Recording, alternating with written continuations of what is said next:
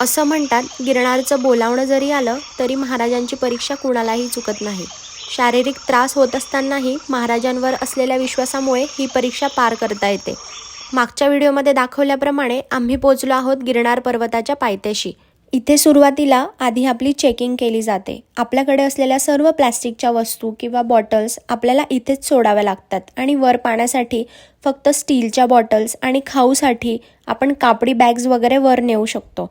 इथे प्रथम भगवान मारुतीरायांचं दर्शन घेतलं आणि मग पहिल्या पायरीवर श्रीफळ फोडून नतमस्तक झालो.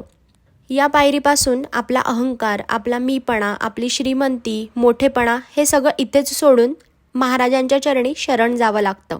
श्रद्धा आणि संयम याची सांगड घालत आम्ही आमचा प्रवास सुरू केला. रात्रीचे साधारण 2:30 वाजले होते. चोहीकडे घनदाट जंगल, दोन्ही बाजूंना खोल दऱ्या आणि आमच्यासोबत फक्त एक गोष्ट, तो म्हणजे महाराजांवरचा अढळ विश्वास. काही ठिकाणी लाईट्स आहेत, पण काही ठिकाणी एवढा अंधार की समोरचा माणूसही दिसत नाही. म्हणून आम्ही बॅटरी सोबत ठेवली होती. पहिल्या 1300 पायऱ्या खूप छान पार पडल्यात. कसलाही त्रास नाही.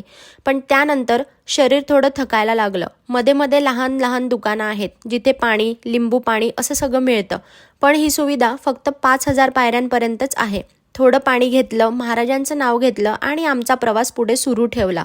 पुढचा अनुभव पुढील व्हिडिओमध्ये, म्हणून फॉलो करायला विसरू नका. जय गिरनारी.